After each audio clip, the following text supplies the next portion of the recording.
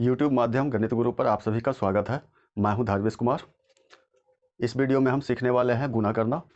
आज हम लाए हैं गुणा करने का कई सारे विशेष रूप से सरल विधि 1 2 3 4 5 6 7 जो विशेष प्रयोग में आता है और गुणा करने के प्रक्रिया को काफ़ी सरल बनाता है।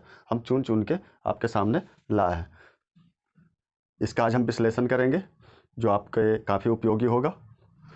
आरंभ करें इससे पहले वीडियो को लाइक और शेयर कर लें। यदि अभी तक चैनल को सब्सक्राइब नहीं किया है तो सब्सक्राइब बटन दबाकर सब्सक्राइब कर लें, साथ ही घंटी दबाकर ऑल चुन लें ताकि हमारे द्वारा प्रस्तुत नवीनतम वीडियो आपको प्राप्त हो सके।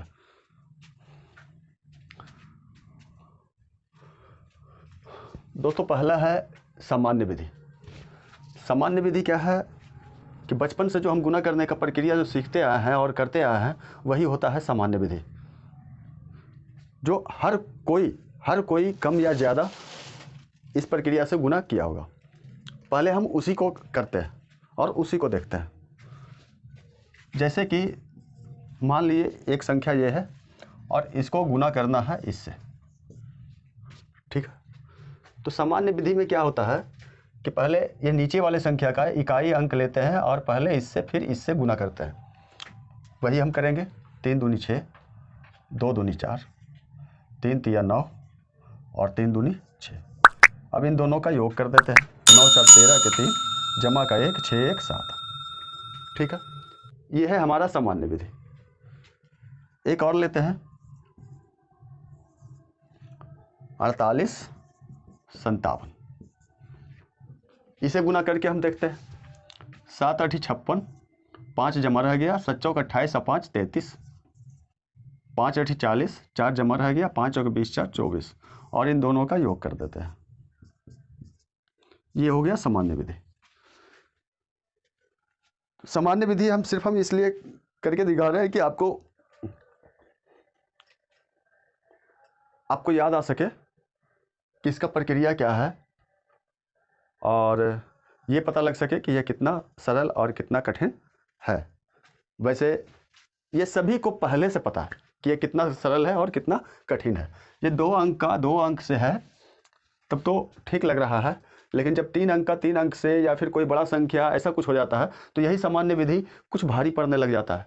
हमारा समय कुछ ज़्यादा ही बर्बाद होता है और प्रतियोगिता के परीक्षा में समय का अभाव होता है। हमें कम समय में गणित को तेज़ी से हल करना होता है। तो इसके विकल्प के लिए हम बाकी के सारे विधि लाए हैं।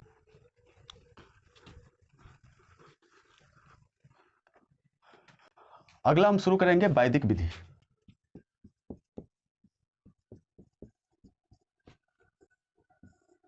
वैदिक विधि हम इसे सीखेंगे। इसमें हम मान लेते हैं ये संख्या है 2 3 3 2 और इसका गुना करना होगा इससे। सर्वप्रथम इसका प्रक्रिया हम जान लेते हैं। इसका प्रक्रिया ये है कि मान लीजिए कि ये 2 अंक का संख्या है ए और बी और इसे गुना करना है किसी 2 अंक के संख्या से जो सी और डी है। जब ये 2 अंक के संख्या का गुना 2 अंक के संख्या से होगा तब हमें 3 चरण में ये गुणनफल प्राप्त होगा। कितने चरण? 3 चरण। जो प्रथम चरण है कि इकाई का गुना इकाई से करेंगे। द्वितीय चरण होगा कि प्रथम संख्या के दहाई का द्वितीय संख्या के इकाई से और द्वितीय संख्या का दहाई का प्रथम संख्या के इकाई से गुना करेंगे और दोनों गुणनफल का योग करेंगे। और तीसरा चरण है कि दोनों संख्या के दहाई का दहाई से गुना करेंगे। देखते हैं करके। ये था आपका प्रथम चरण, ये था दूसरा चरण और ये था तीसरा चरण। प्रथम चरण में इकाई का गुना इकाई से होगा। 3 दूनी 6। यदि ये गुणनफल हमें 2 अंक में प्राप्त होगा तो हमें एक ही अंक लिखना होगा और 1 अंक जमा रखना होगा। अब आपका द्वितीय चरण होना चाहिए। द्वितीय चरण में इसका दहाई इसका इकाई, इसका दहाई इसका इकाई। 3 तिया 9। हम इसे इस तरह लिख लेते हैं। प्रथम चरण 3 गुना 2 था 6। द्वितीय चरण 2 गुना 2 और उसका योग करेंगे 3 गुना 3 से, और उसमें योग करेंगे यहाँ से जो कुछ भी जमा बच के आएगा वो, इसमें 6 का 6 लिख दिए हैं, जमा कुछ नहीं है इसलिए शून्य या फिर कुछ नहीं लिख सकते हैं। 2 दूनी 4 और 3 तिया 9, 9 4 13, 13 में से 3 लिखेंगे और 1 हमारा जमा रह जाएगा। तीसरा चरण में हम इनको इनसे गुना कर देंगे, इसके दहाई और इसके दहाई से, जो हमें प्राप्त होता है 3 दूनी 6 और 1 हमारा इधर से जमा आया था, 6 1 7। ये आपका गुणनफल प्राप्त हो गया। आप कहोगे गुरुजी ये तो उससे भी ज़्यादा उलझा हुआ है। नहीं, उलझा हुआ नहीं है। आप इसका अभ्यास करें, 1-2 उदाहरण देखें, फिर आप निर्णय लेना। देखते हैं एक और उदाहरण।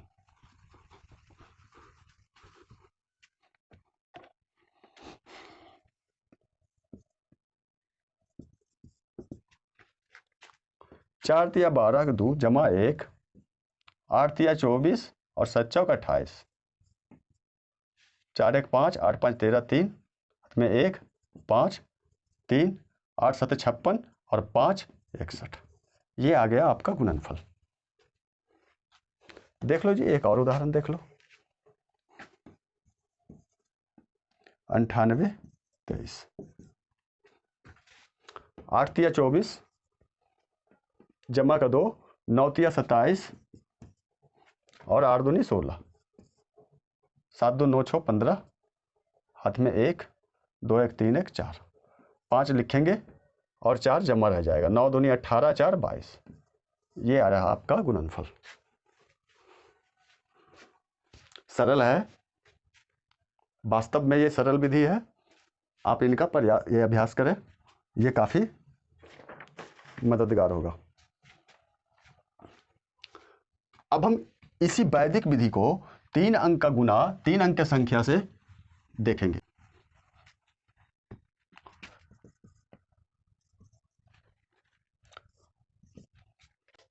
मान लीजिए 3 अंक का प्रथम संख्या ये रहा और दूसरा संख्या ये है और इन दोनों को गुना करना है। तो पहले आप इसका समझ ले, जब 2 अंक की संख्या का गुना 2 अंक की संख्या से करना होता है तो हमें 3 चरण में गुणनफल प्राप्त होता है।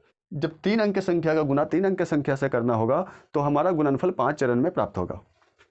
वो 5 चरण हम समझ लेते हैं। इसमें आप एक चीज को ध्यान रखना, एक नंबर को, वो नंबर 2 4 6 4 2, जब 3 अंक की संख्या का गुना 3 अंक की संख्या से करना हो तो आप इस नंबर को ध्यान में रखें, 2 4 6 4 2। ये 5 अंक का नंबर है और यही 5 चरण में आपका गुणनफल प्राप्त होगा। ये क्या है? सबसे पहले दो अंकों का गुणनफल, फिर 4 अंकों का गुणनफल, फिर 6 अंकों का गुणनफल, फिर 4 अंकों का गुणनफल और फिर 2 अंकों का गुणनफल। कैसे देखते हैं। मान लीजिए कि आपका ये संख्या रहा ABC, 3 अंक का संख्या ये है और इसे गुना करना है DEF, इससे गुना करना है। ABC 3 अंक का एक संख्या है और DEF 3 अंक का दूसरी संख्या है और दोनों को गुना करना है। तो इसका प्रथम चरण होगा इकाई का गुना इकाई से, 2 अंकों का गुणनफल हो गया। दूसरा चरण होगा इसके दहाई का इसके इकाई से और इसके दहाई का इसके इकाई से। ये हमारा दूसरा चरण होगा। ये 4 अंकों का गुणनफल होगा, 2 गुणनफल आएगा, एक तो ये और एक ये, और दोनों गुणनफल का हम योग करेंगे। अब देखते हैं तीसरा चरण क्या होगा। तीसरा चरण इसका सैकड़ा इसके इकाई से, इसका सैकड़ा इसके इकाई से और इसका दहाई इसके दहाई से। ये 3 गुणनफल आएंगे और तीनों गुणनफल का हम योग निकालेंगे। ये है हमारा तीसरा चरण। चौथा चरण क्या होगा? चौथा चरण इसके सैकड़ा इसके दहाई से और इसका सैकड़ा इसके दहाई से। ये 2 गुणनफल प्राप्त होगा, इन दोनों गुणनफल का हम योग करेंगे। पांचवा और अंतिम चरण है कि इन दोनों संख्याओं के सैकड़ा अंक का गुना करेंगे और जितने भी गुणनफल का योग, गुणनफल और गुणनफल का योग आया था, सभी का हम एक एक अंक लिखेंगे, बाकी के अंक को हाथ में हम जमा रखेंगे। एक बार फिर से हम प्रक्रिया को समझ लेते हैं। प्रथम चरण में ये था, द्वितीय चरण में ये था,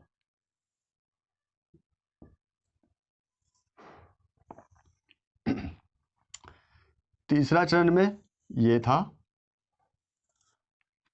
चौथा चरण में ये था, और अंतिम चरण में ये था। अब यहाँ पे इतना लाइन हो गया है, इतना लाइन बन गया है कि थोड़ा सा कन्फ्यूजन आ रहा होगा। कोई बात नहीं, हम उसे भी क्लियर करेंगे। प्रथम चरण का देख लेते हैं। यदि ये संख्या है तो प्रथम चरण में इनका गुना होना था, यानी इनका 3 इकाई 3, यानी कि 3 गुना 1 3। ठीक है। दूसरा चरण में 1 2 3 है, 2 3 1 है। दूसरा चरण में इस तरह है। इसका मतलब है कि 2 गुना 1 जोड़ 3 गुना 3। यहाँ से जो जमा बच के आएगा उसका भी हम साथ में योग करेंगे। 2 और 3 दूनी 9, 9 2 11।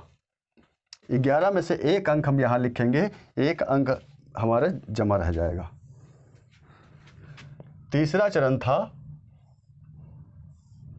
इस तरह, इसका सैकड़ा इसके इकाई से, इसका सैकड़ा इसके इकाई से, और इसका दहाई इसका दहाई से। ठीक है जी, देखते हैं। 1 2 3, 2 3 1, इसका सैकड़ा इसके इकाई, इसका इकाई इसका सैकड़ा, इसका दहाई इसका दहाई। 1 गुना 1 जोड़ 2 गुना 3 जोड़ 2 गुना 3 जोड़ जो हमारा जमा का राशि रह गया था वो कितना हो गया? 1 3 दूनी 6 1 7 और 3 दूनी 6 7 6 13 और 1 14। 14 में से हम एक अंक लिख देंगे और एक जमा रह जाएगा। चौथा प्रक्रिया हम देखेंगे। 1 2 3 2 3 1। चौथा में इसका सैकड़ा इसका दहाई, इसका सैकड़ा इसका दहाई, यानी कि 2 गुना 2 जोड़ 1 गुना 3 जोड़ जमा का राशि आ जाएगा। 2 दूनी 4 और 3 इकाई 3, 4 3 7 और 1 8। 8 के 8 लिख देंगे, जमा हमारा कुछ नहीं रह गया। और अंतिम चरण जो है 1 2 3 3, क्षमा कीजिएगा, 2 3 1। अंतिम चरण इसका सैकड़ा इसका सैकड़ा से, यानी 1 गुना 2। इधर जमा की राशि कुछ नहीं रह गया था, इसलिए कुछ नहीं लेंगे। यहाँ पे 2 आ गया, 2 के 2 लिख देंगे। 28 4 13, यही आपका गुणनफल होगा। आप कहोगे सर ये तो 5 चरण में काफ़ी उलझाने वाला मामला है। नहीं, ऐसा नहीं है। 1 2 उदाहरण और हम देते हैं, उसे आप अच्छी तरह से समझो। ये हम एक एक प्रक्रिया करके, एक एक चरण करके पूरे विस्तृत रूप में हमने विश्लेषण सिर्फ इसलिए किया है कि आप इसके चरण बाय चरण एक एक प्रक्रिया को आप अच्छी तरह समझो। पहले आप अच्छी तरह समझें, उसके बाद अभ्यास करें। ये वास्तव में साधारण नियम से सरल बनेगा। देखते हैं हम इसका अगला उदाहरण।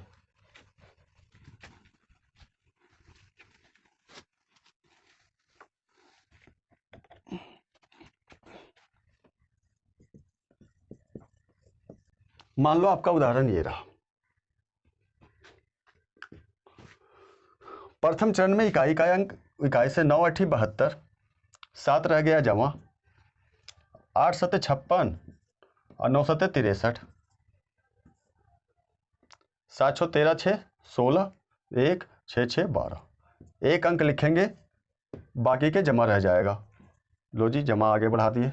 अब 8 8 64, 9 9 81 और 7 7 49, 4 2 6 1 7 9 7 16, 1 1 1 2 6 2 8 8 16 4 20। एक अंक लिखेंगे, बाकी का जमा रह जाएगा। ये हो गया आपका तीसरा चरण। चौथा में 20 है जी, 8 सते 56 और 9 सते 63, 6 3 9, 6 5 11, 2 13। एक अंक लिखेंगे, बाकी जमा रह जाएगा। 9 8 72, 72 और 13 85। ये रहा आपका गुणनफल। हमने दो तरह का गुना लिया वैदिक नियम से, 2 अंकों का गुना 2 अंकों की संख्या से और 3 अंकों की संख्या का गुना 3 अंकों की संख्या से। एक उदाहरण हम ऐसा देखते हैं जो 3 अंकों की संख्या का गुना 2 अंकों की संख्या से। देखते हैं वो कैसे बनता है।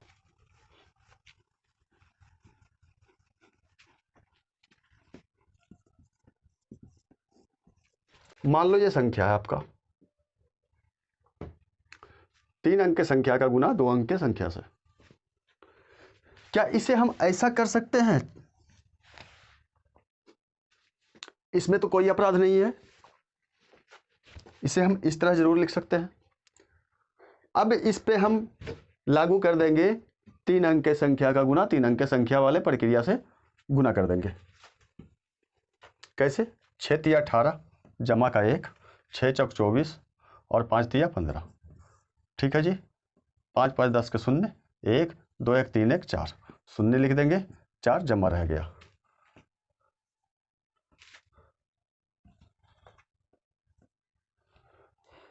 छः दूनी 12, 3 को 0 से गुना करेंगे, शून्य आएगा। 5 चौका 20, 4 2 6 2 1 3। एक अंक लिखेंगे और 1 जमा रह जाएगा। 5 दूनी 10 और 4 को शून्य से करेंगे, शून्य। 13, 3 लिखेंगे और 2 को शून्य से करेंगे, 2 शून्य आएगा और 1 वहाँ वाला। 13 6 0 8। ये रहा आपका गुणनफल। क्या ये वास्तव में सरल नहीं है? है सरल। आप इनका अभ्यास करो अच्छे से, बहुत सरल बनेगा। अब हम चलते हैं अगले विधि की ओर। आपका सामान्य विधि हो गया, वैदिक विधि हो गया। अब हम देखेंगे जिसके इकाई अंक पे 5 हो।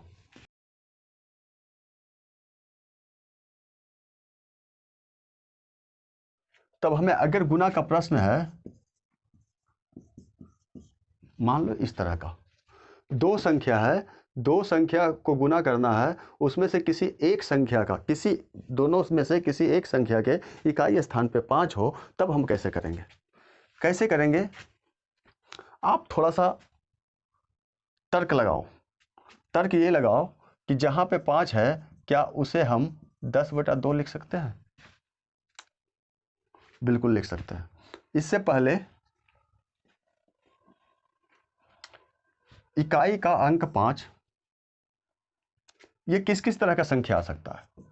5, 15, 25, 45, 55, 35, 125, 75, 625। जरूरी नहीं ये ही संख्या हो, इस तरह के संख्या होगा। तो इस तरह के संख्या में हम थोड़ा सा तर्क ये लगाएंगे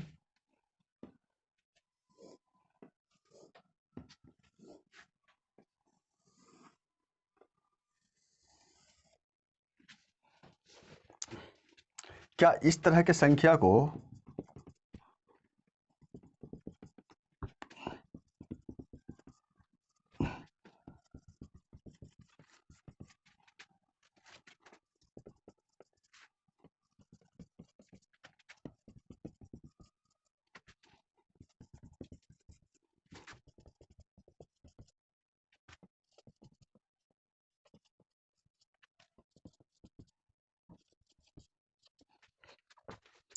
क्या हम इन संख्याओं को इस रूप में हम लिख सकते हैं? बिल्कुल लिख सकते हैं। 5 को 10/2, 25 को 100/4, 125 को 1000/8। इस तरह को हम दूसरे फॉर्म में, दूसरे रूप में परिवर्तित कर सकते हैं। इसमें भी कोई अपराध नहीं। ऐसा हम सिर्फ इसलिए करेंगे कि हमारा गुना थोड़ा सा सरल हो जाए। यदि ये गुना करना है तो क्या इसे हम इस तरह से नहीं लिख सकते? अब हम 5 से गुना करने के बजाय 2 से विभाजित कर देंगे। कैसे?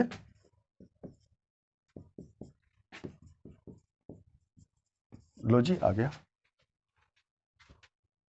कुछ तो सरल होगा। देख लो अगला उदाहरण आप।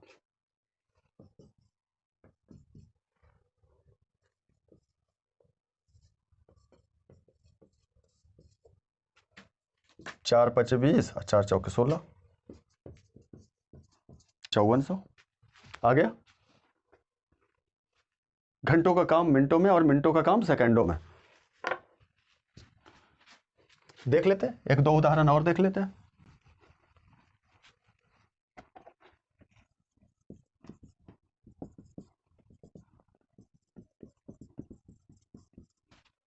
हो गया। 8 दूनी 16, 4, 8 5 40, 8 चौके 32 और 8 दूनी 16, 8 5 40 हो गया। दशमलव के बाद 2 अंक है, इधर 3 शून्य है, तो इसे हम 2 25 1 शून्य। लो जी, हो गया। एक और उदाहरण देख लो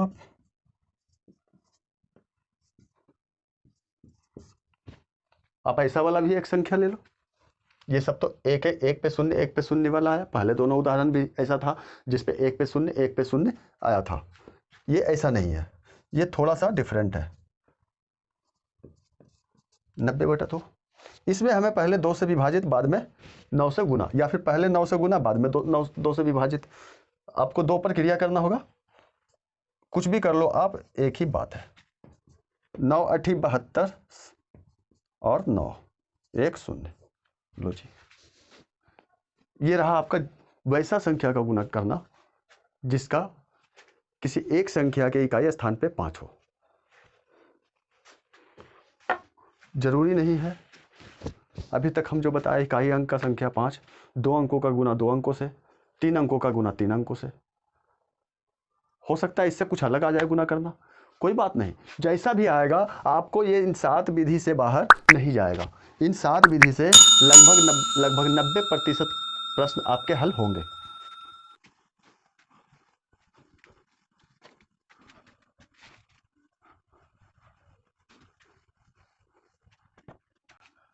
आपका ये विधि भी हो गया पूरा। अब इकाई का योग 10, ये क्या है जी?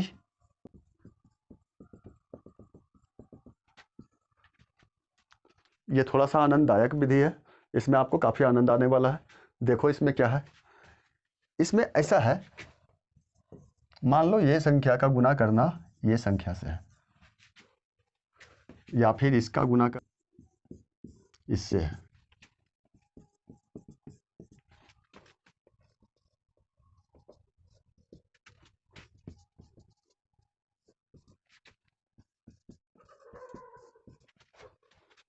हमारे विचार से अब तक आप समझ गए होंगे कि इकाई का योग 10 क्या है।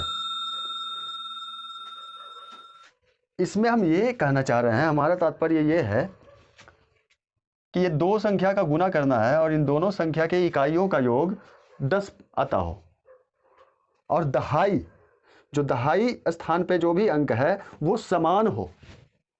आप देख लें, इसमें समान है, इसमें दहाई का अंक समान है, दहाई का अंक समान है, दहाई का अंक समान है, दहाई का अंक समान है, दहाई का अंक समान है। इकाई का योग 10 है, इकाई का योग 10 है, इकाई का योग 10 है, ये इकाई का योग 10 है, इकाई का योग 10 है। सिर्फ इस तरह के गुना में ये प्रभावी होगा। ये विधि कुछ खास बस सिर्फ इसी तरह के प्रश्न में प्रभावी होंगे, बाकी के नहीं। लेकिन जिसमें प्रभावी होगा ये विधि, वो देखते के साथ आपका हल हो जाएगा। कैसे? इसमें थोड़ा सा आप ख्याल इस बात का रखोगे, इकाई का गुना इकाई से करेंगे, इकाई का गुना इकाई से करेंगे, और 2 अंक हम लिखेंगे, इकाई और दहाई। यदि दोनों को गुना करने के बाद हमें 1 अंक का संख्या प्राप्त होता है तो शून्य लेकर हम 2 अंक लिखेंगे। कैसे? 3 सते 21 या 7 तिया 21, 2 अंक का संख्या हमें प्राप्त होता है। मान लो ऐसा स्थिति में सिर्फ हमें 1 अंक का संख्या प्राप्त होता हो, जैसे यहाँ 9 इकाई 9, इन दोनों का हम गुना करते हैं तो सिर्फ 9 प्राप्त होता है, लेकिन हमें लिखना 2 अंक है तो शून्य के साथ 9 लिखेंगे। हमने ये कहना चाहा। और जब हमें 2 अंक प्राप्त हो रहा है तब हम 2 अंक ही लिखेंगे। ये हमारा प्रथम चरण था। अब इसका द्वितीय और अंतिम चरण ये है कि दोनों अंक तो समान है, लेकिन एक अंक का दूसरे अंक में 1 बढ़ाकर गुना करेंगे। जैसे ये 4 है तो इसमें हम 1 बढ़ा देंगे तो तब ये 5 हो जाएगा। तो 4 का गुना 5 से करेंगे। 4 पचे 20, ये हमारा गुणनफल है। जैसे 5 पचे 25, 2 अंक लिख दिया, और 3 को 3 से ना गुना करके 3 को और अगले 3 में 1 बढ़ा के गुना करेंगे। 3 चौका 12, ये जी आ गया।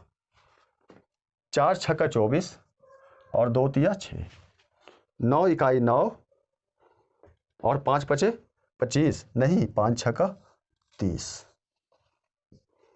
8 दूनी 16 और 7 8 56, 5 पचे 25 और 9 दह 90।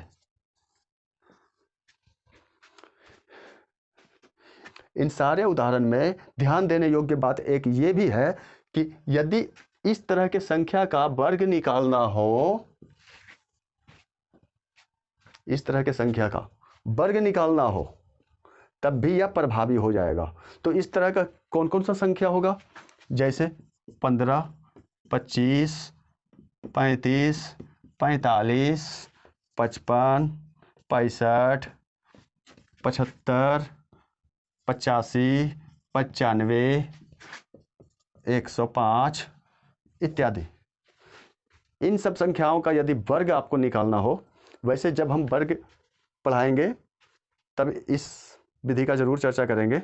वैसे यहाँ पे आपको ये पता चल रहा है कि यदि जिसका इकाई स्थान पे 5 हो उसका वर्ग निकालना हो तो यह विधि सफल है।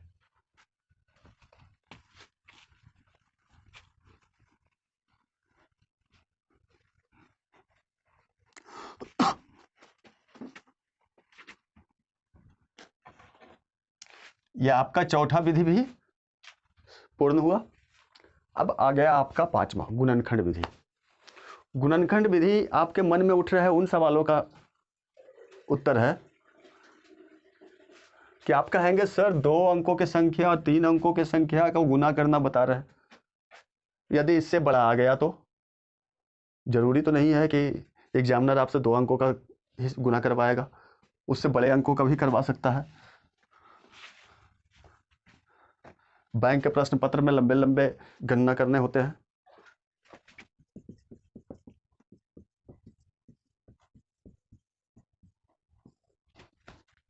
उसका विकल्प है आपके लिए गुणनखंड विधि। गुणनखंड विधि कैसे हम प्रयोग में लाएंगे? मान लो आपका ऐसा गुना है, गुना का मतलब कि एक गुणज जो है लंबा संख्या है और एक गुणज छोटा संख्या, 2 अंक का या 3 अंक का। यहाँ पे आप विशेष तौर पर इस बात का ख्याल रखें, हम पहले आपको बता चुके हैं कि यदि आप गणित के प्रश्न को तेजी से हल करना चाहते हैं तो आपको 1 से 30 तक कम से कम पहाड़े कंठस्थ हो। वैसे और सभी शिक्षक 1 से 40 तक के आपको रिकमेंड करते हैं। मैं इसे उचित मानता हूँ कि 1 से 40 तक का ही पहाड़ा आना चाहिए, परंतु कम से कम 1 से 30 तक का पहाड़ा, कम से कम। इससे कम में आपको कठिनाई का सामना करना पड़ सकता है। तो कम से कम 1 से 30 तक का पहाड़ा आपको कंठस्थ होना चाहिए, फिर गणना में आपके साथ बहुत कम समस्या आने वाला है।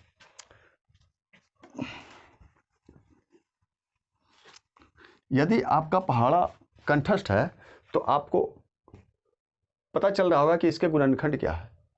इसका गुणनखंड 12 7 है, और भी गुणनखंड है, और भी गुणनखंड है, 14 6 भी है, और भी गुणनखंड है।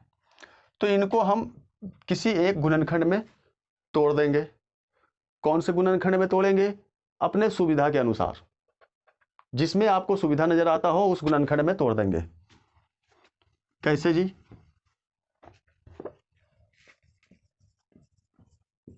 चौरासी को 12 गुना 7 कर देंगे। लो जी, आप कहोगे गुरुजी ये तो आप गुना प्रश्न को और लंबा करते जा रहे हो। जी नहीं, ये देखने में लंबा है, परंतु इस प्रश्न को हमने छोटा कर दिया। कैसे? 12 चौका 48, 4, 12 तिया 36, 4 40, 12 दूनी 24, 2 जमा रह गया, 12 तिया 36, 36 2 38। अब गुना करना रह गया 7 से, 7 8 56, 7 चौक 28, जमा का 2, 7 चौक 28 2 30, जमा का 3, 7 8 56 3 59, जमा का 5, 7 21 5 26। लो जी आपका गुणनफल। देख लो आप, एक उदाहरण और देख लो।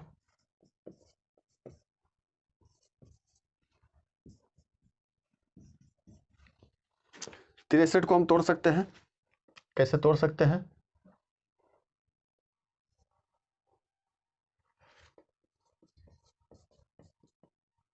7 9 में, कोई समस्या नहीं। 9 छक्का 54। आप या तो पहले इससे गुना कर लो या पहले इससे गुना कर लो, उत्तर एक ही प्राप्त होने वाला। ठीक उसी तरह या तो पहले इससे कर लो या पहले इससे कर लो, उत्तर समान प्राप्त होने वाला है। 9 छक्का 54, जमा का 5, 9 5 14, जमा का 1, 9 दूनी 18 1 19, जमा का 1, 9 चौक 36 1 37, बच गया गुना का 7। 7 चौक 28, जमा का 2, 7 चौक 28 2 30, जमा का 3, 7 नंबर 63 3 66, जमा का 6, 7 7 49 6 55, जमा का 5, 7 21 5 26, 26 56 08। आ गया जी। क्या ये सब तर्क सरल नहीं बनाता? गणित को बनाता है, काफी बनाता है। आवश्यकता है अभ्यास करने की और इन सारे विधि को अच्छे तरीके से समझने की।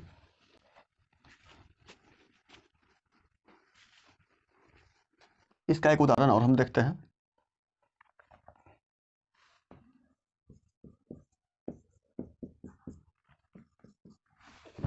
एक 117, इसे हम तोड़ देंगे 13 और 9 में। इसका एक गुणनखंड 13 और 9 भी है। 13 छक्का 78 7, 13 7 20, 2, 13 दूनी 26 2 28, 2, 13 चौक 52 2 54। गुना कर देंगे 9 से, 9 अठी 72, 9 अठी 72 के 2 7 रह गया, 9 चौक 36 36 और 7, 36 7 43, 4 9 5 45 और 4 49। लो जी आ गया आपका। अगला उदाहरण देख ले।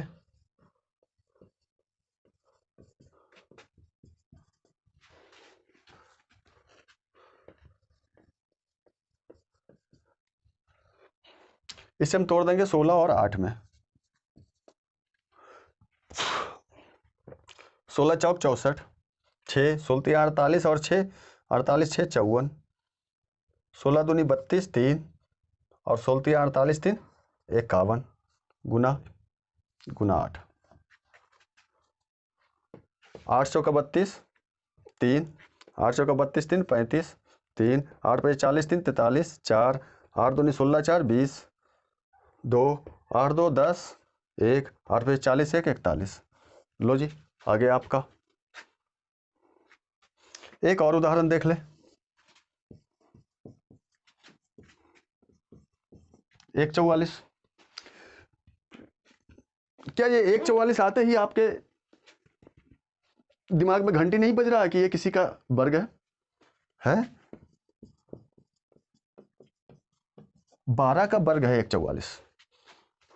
12 छक्का 72 7, 12 7 19 1, 12 दूनी 24 और 1 25, 2 12 चौका 48 2 50। फिर से 12, 12 दूनी 24 2, बरनमा टोटल से 108 और 2 10 11, 12 पचे 60 और 11 71 और फिर से 12 पचे 60। आगे आपका गुणनफल। ये रहा जी आपका गुणनखंड विधि। हमने 5-6 उदाहरण दिए। इतना में आपको इस विधि का सारा प्रक्रिया अच्छे प्रकार से समझ आ गया होगा। देखें अगले विधि की ओर चले।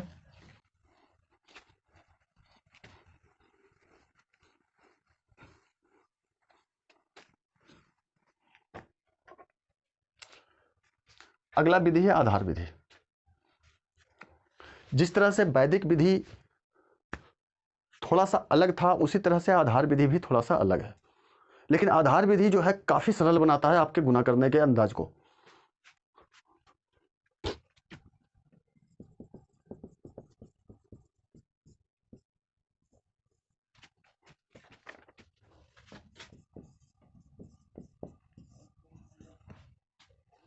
ये हम उदाहरण लेते हैं।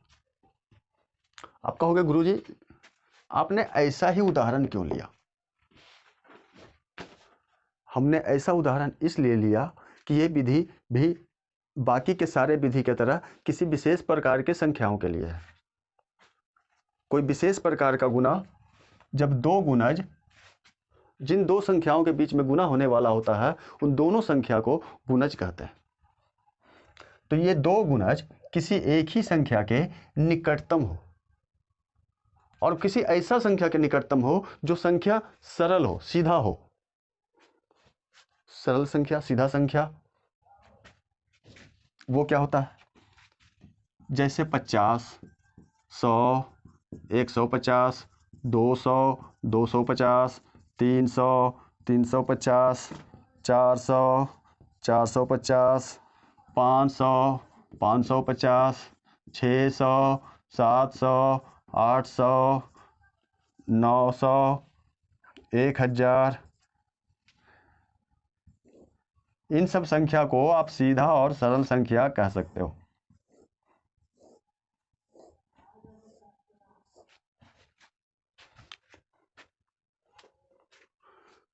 तो कोई ऐसा गुना जिसके दोनों गुणज किसी एक ही संख्या, किसी भी एक इन सभी में से या इसके जैसा किसी संख्या उनके निकटतम हो, तब यह विधि आपका प्रभावी होगा। किस प्रकार देखते हैं?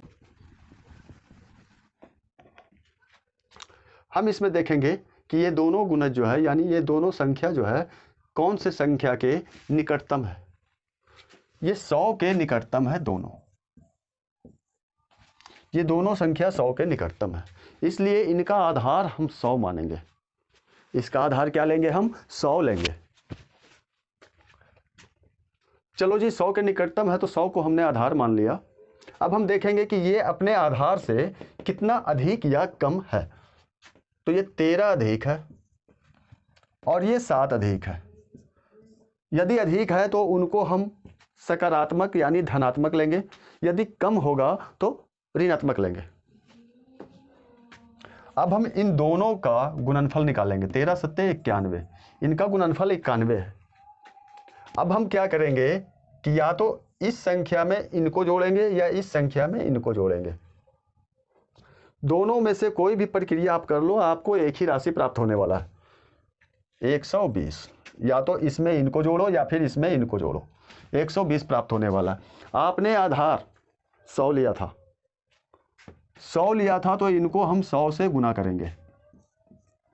100 से जब गुना करेंगे तब हमें इतना प्राप्त हुआ।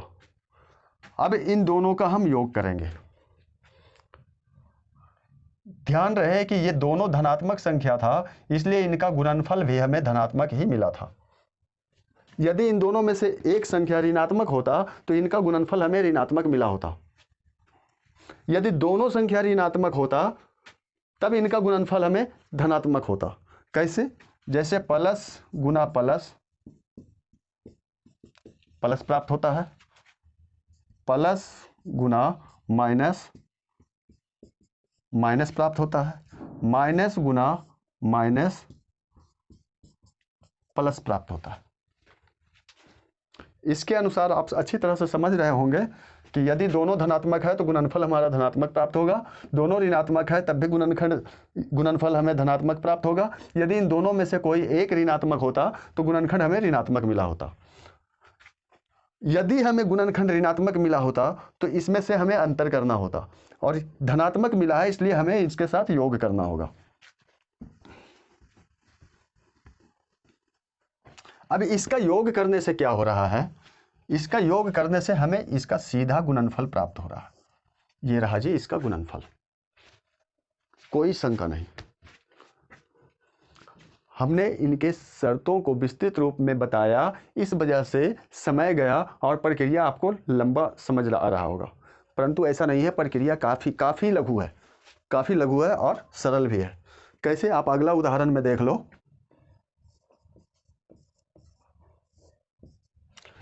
मान लो अगला गुना आपका ये है, तो ये दोनों 50 के निकटतम है, 50 के निकटतम है। हम इनका आधार 50 लेंगे। जब 50 हमने आधार लिया है तो ये 50 से 3 अधिक है, 3 अधिक है, ये 6 कम है। ठीक है जी। दोनों का गुणनफल ऋणात्मक में 18 आया। अब इनको योग इसमें कर दो या फिर इनको इसमें कर दो, एक ही चीज प्राप्त होने वाला है, 47। आधार हमने 50 माना था, इसलिए 50 से हम गुना कर देंगे। 50 से जब हम गुना कर दिए तो हमें प्राप्त हो गया 2350। 2350 में ये जब ऋणात्मक है तो हम इनका अंतर करेंगे तो हमें प्राप्त होने वाला है 2332। यही आपका गुणनफल होने वाला है। एक उदाहरण और देखो आप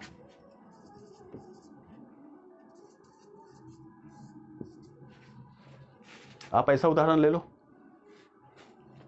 ये दोनों 200 के निकटतम है, इसलिए इसका आधार 200 होना चाहिए।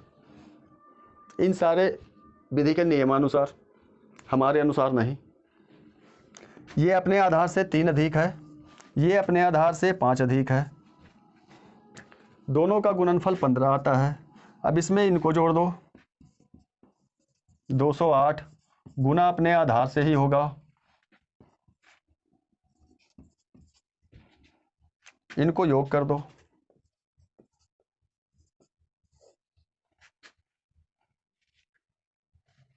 हमारे विचार से इसके उदाहरण से आप प्रक्रिया अच्छी तरह समझ गए होंगे।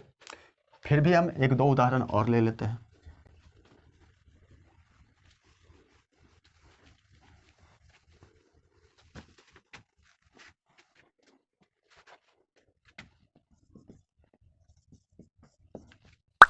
ये दोनों संख्याएं आप ध्यान दें कि ये 400 के निकटतम है। जब 400 के निकटतम है तो इसका आधार हम 400 लेना होगा। ये अपने आधार से 19 अधिक है और ये 9 कम है। ऋणात्मक में इसका गुणनफल प्राप्त हो रहा है। अब हम इसका इसमें योग करेंगे या फिर इसका इसमें, हमें 410 प्राप्त होने वाला है और इसके आधार से हमें गुना करना होगा। 4 4 चौका 16, 1 2 3 0। इसमें से हमें इनको घटा देना होगा। 9 2 8 3 6 1, 16 3 8 2 9। ये रहा जी आपका गुणनफल।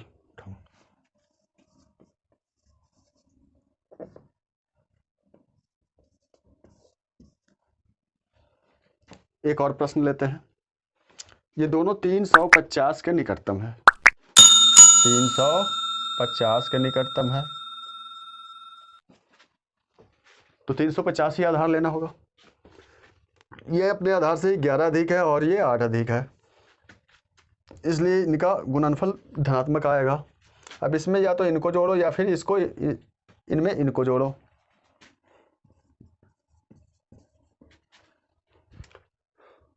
आधार से गुना कर दो। अब इसको गुना करना थोड़ा सा तो खैर आपके लिए आपको विचलित करेगा, कोई बात नहीं, विचलित नहीं होना है आपको।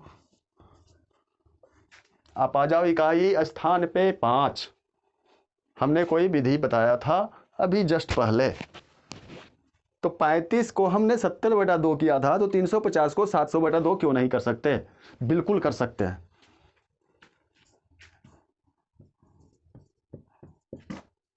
7 5 35, 3 7 चौका 28, 3 31, 3 18 7 26 से 126 और 3 129। दशमलव के बाद एक अंक है, इधर 2 शून्य है, इसलिए 1 शून्य आएगा। अब दोनों का योग कर देंगे तो 8 8 5 13 के 3 1 1 1 2 और 9 2 1। ये रहा जी आपका गुणनफल, है ना। मिनटों का काम सेकंडों में होने वाला है। आपको थोड़ा सा अभ्यास तो जरूर करना पड़ेगा। आपको कोई शिक्षक ऑनलाइन यूट्यूब पे जितना भी वीडियो आया होगा, कोई भी शिक्षक ये नहीं कहा होगा कि आप अभ्यास करें। आपको सिर्फ ये कहा होगा वीडियो देखें, विधि को अच्छी प्रकार से समझे, परंतु अभ्यास बहुत जरूरी है। अभ्यास आप ही को करना होगा, आपके बदले अभ्यास कोई शिक्षक नहीं कर सकता।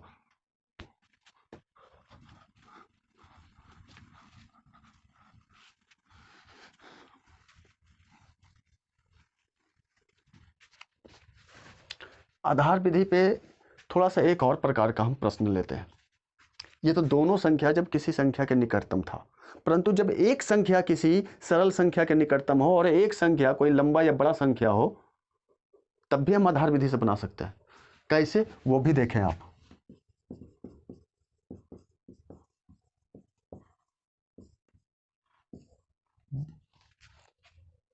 जो हम बताने जा रहे हैं वो भी आपका पढ़ा हुआ है, कभी ना कभी कहीं ना कहीं आप पढ़े हैं, लेकिन पढ़े जरूर हैं।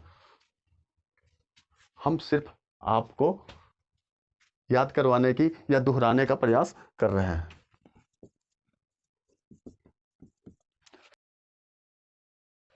अब आप देखें, ये दो संख्या है, दोनों संख्या को आपस में गुना करना है। इसमें एक संख्या लंबा है 5 अंक का, यहाँ पे 6, 7, 8 कोई भी संख्या हो सकता है, 6, 7 अंक का कोई भी संख्या हो सकता है, या 3, 4 अंक का ही हो, कोई निश्चित नहीं है। कुछ भी हो, आपको घबराना नहीं है। हम एक संख्या को देखेंगे, एक संख्या कुछ छोटा है तो इसमें हम देखेंगे, इसमें ये देखेंगे कि ये कौन सा एक सीधा सिंपल और सरल संख्या के निकटतम संख्या है। ये 100 के निकटतम है, तो इसका आधार हम 100 ले लेंगे।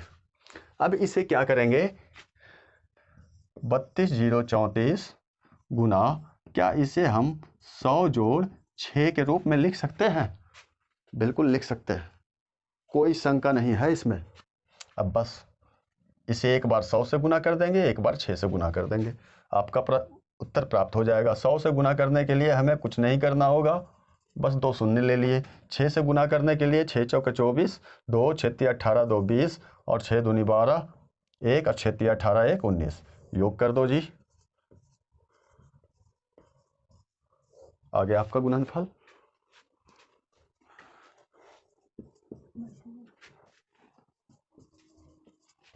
ये रहा। क्या इसको हम नहीं कर सकते? बिल्कुल कर सकते हैं। जब ऐसा कर सकते हैं तो 3 छक्का 18, 1 और 3 इकाई 3 1 4 और 3 दूनी 6, 3 चौका 12 और 2 शून्य। अब 4 4 छक्का 24, 2 4 2 6 और 4 दूनी 8 और 4 चौका 16। यहाँ पे घटाव है इसलिए इसका अंतर कर देंगे। यहाँ पे जोड़ था इसलिए हमने योग किया। 6 3 17 में से 8 गया, 9 13 में से 6 गया, 7 और 5 में से 1 गया, 5 में से 1 गया 4, 12। एक और उदाहरण ले इसका।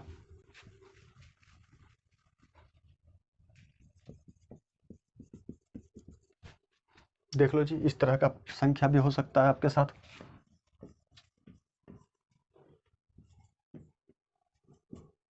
क्या इसे हम 350 जोड़ 3 लिख सकते हैं? बिल्कुल लिख सकते हैं। जब ऐसा कर सकते हैं तब तो हमें ऐसा करने से भी कोई नहीं रोक सकता।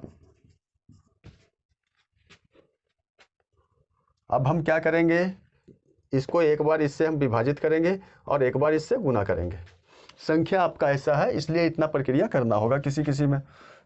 2 16 0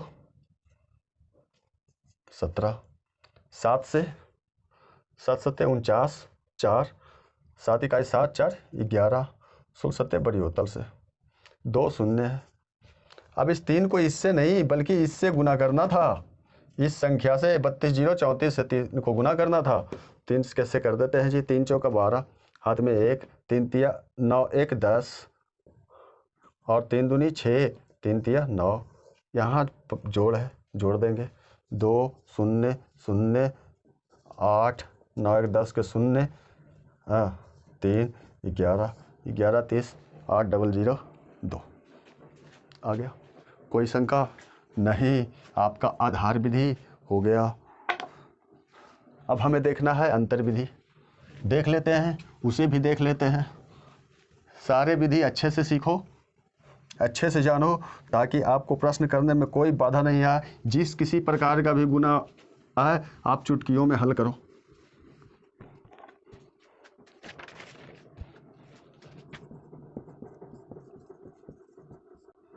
अंतर विधि, इसे हम अंतर विधि जरूर कह रहे हैं, लेकिन हम आपको याद दिलाना चाहते हैं इसे भी आपने कभी ना कभी कहीं ना कहीं दूसरे रूप में जरूर पढ़ा है। जब यहाँ तक पहुँचे हो तो आप जो विधि मैं बताने जा रहा हूँ वास्तव में वो बताने नहीं, आपको हम सिर्फ याद दिलाने जा रहे हैं कि आप इसे इस रूप में प्रयोग में ला सकते हैं जो आपके काम को काफ़ी सरल बनाने वाला है। कैसे देखते हैं? आप ये देखो कि इन दोनों के बीच कोई सिंपल, साधारण और सरल सा संख्या है या नहीं, और वो संख्या से इसके बीच का अंतर और उस संख्या से इसके बीच का अंतर समान हो।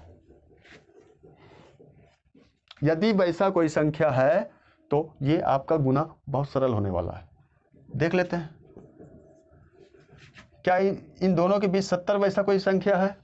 अब देख लो 70 और इसके बीच का अंतर, 65 और इसके बीच का अंतर, दोनों के बीच के अंतर समान है। इन दोनों के बीच के अंतर 5 और इन दोनों के बीच के अंतर भी 5, दोनों के बीच के अंतर समान है। आपका काम हो गया। ये सब चीज़ आपको देखते ही पकड़ना है। क्या हो गया? अब इसमें क्या करने वाले हैं? आपने आइडेंटिटी सर्वसम्मिका 8वीं क्लास में पढ़ा होगा। क्या जी? a + b × a - b = a² - b²। ये आपका एक आइडेंटिटी है, एक सर्वसम्मिका है, और ठीक यही चीज़ इसमें प्रभावी होने वाला है। क्या है? क्या ये 70 जोड़ 5 नहीं है? क्या ये 70 घटाओ 5 नहीं है? है? तो क्या ये 70 का वर्ग घटाओ 5 का वर्ग नहीं है? है? हो गया? कोई शंका नहीं? लो जी, हो गया। ये गुना का गुणनफल आ गया। ऐसा आपको इतना लंबा करने का कोई आवश्यकता नहीं। आप यहाँ से सीधे यहाँ आओ और डायरेक्ट यहाँ पे गुना निकाल लो। देखते हैं इसका 1-2 उदाहरण और भी देख लेते हैं हम।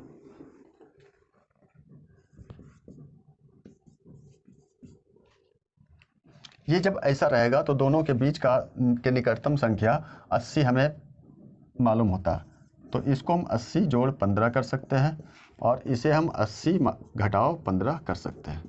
तो ये 80 का स्क्वायर घटाओ 15 का स्क्वायर, 80 80 64, 2 25। तो इसका गुणनफल हो जाएगा 75, और 3 में से 2 गया 1, 61 75। अगला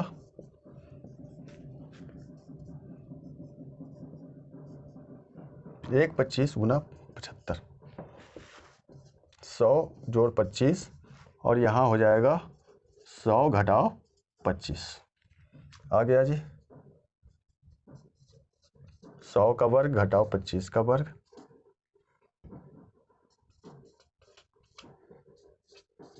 625, 93 75, 444 गुना 4 56। तो क्या ये 450 घटाओ 6 और 450 जोड़ 6 नहीं है? है जी। तो यहाँ पे 450 का वर्ग घटाओ 6 का वर्ग,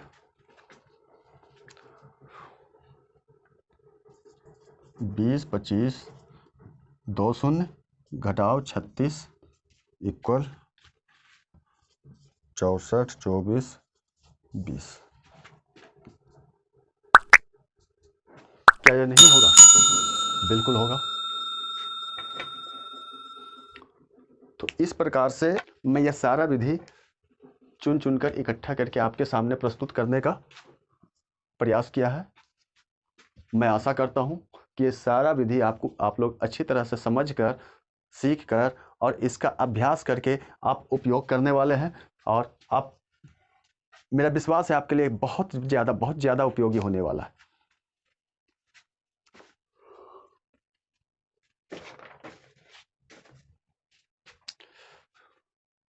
मैं आशा करता हूँ यह वीडियो आपको काफ़ी अच्छा लगा होगा और आपने इससे कुछ सीखा होगा। इन सारे को आप अच्छी तरह समझें, अभ्यास करें, आपके लिए बहुत उपयोगी होने वाला है। वीडियो को लाइक और शेयर अभी तक नहीं किया है तो लाइक और शेयर कर दें। यदि चैनल को अभी तक सब्सक्राइब नहीं किया है तो चैनल को सब्सक्राइब कर लें, साथ ही घंटी बटन दबाकर ऑल को चुन लें ताकि हमारे द्वारा प्रस्तुत नवीनतम वीडियो आपको प्राप्त हो सके। वीडियो में अंत तक बने रहने के लिए धन्यवाद। इसी के साथ जय भारत, जय माँ भारती।